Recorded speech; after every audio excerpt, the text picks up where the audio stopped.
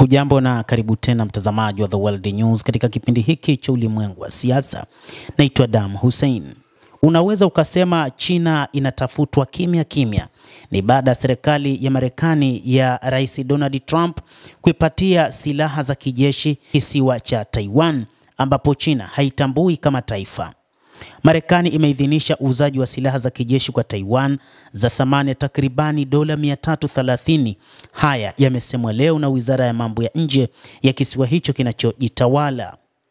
Wizara hiyo imesema hii ni mara ya kwanza kwa utawala wa Trump kutangaza kuiuzia nchi hiyo silaha. Akizungumzia hatua hiyo, msemaji wa Wizara ya Mambo ya Nje ya China, Li Jiang, amesema Marekani kuiuzia Taiwan silaha ni ukiukwaji mkubwa wa kanuni ya China moja unaozijumuisha China, Japan, Korea na Vietnam, hasa ya Agosti 17. Inakiuka kwa kiasi kikubwa mamlaka ya China na maslahi ya usalama. Inakiuka sana sheria za kimataifa na kutumia ishara mbaya kwa vikosi vya Taiwan vinavyotaka kujitenga. China inapinga vikali suala hili, anasema Li Jiang. Marekani ni muuzaji mkuu wa silaha kwa Taiwan na kizuizi muhimu kwa uwezekano wa shambulizi la China, lakini matamshi ya Trump juu ya Taiwan yamezua shaka ya nia yake ya kutetea kisiwa hicho cha kidemokrasia.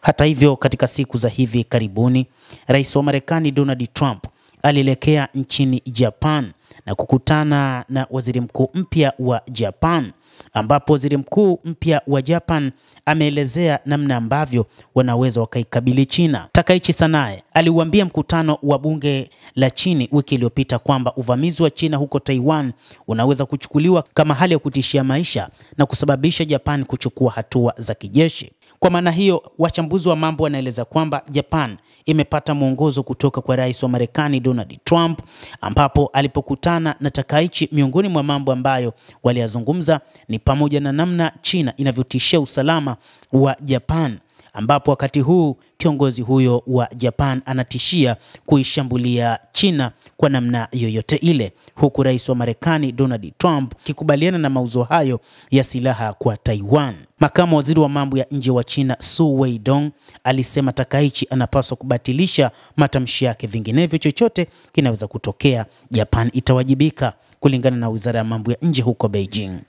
Hata hivyo, waziri mkuu Takaichi baadaye alisema matamshi hayo yalitolewa kwa dhana ya hali mbaya zaidi inayoweza kutokea na haibadili msimamo uliopo wa serikali.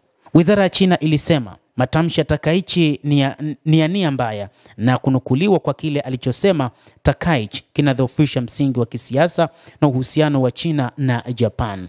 Hili limesababisha China kumuita balozi wake wa Japan juu ya matamshi ya waziri mkuu huyo. Wizara ya Mambo ya Nje pia imeeleza kwamba imemuita balozi wake wa Japan nyumbani kwa sababu ya matamshi hayo yaliyotolewa na waziri mkuu wa Japan Takaichi Sanae kuhusu uwezekano wa kutokea kwa mzozo juu ya Taiwan. Endelea kutufuatilia mtazamaji, lakini nikusihi usisahau kulike, usisahau kucomment, kadhalika na kusubscribe channel yetu hii ili upate habari hizi kwa mapana kupitia The World News. Mimi ni Adam Hussein. Endelea kuwa nasi wakati wote, endelea kutufuatilia.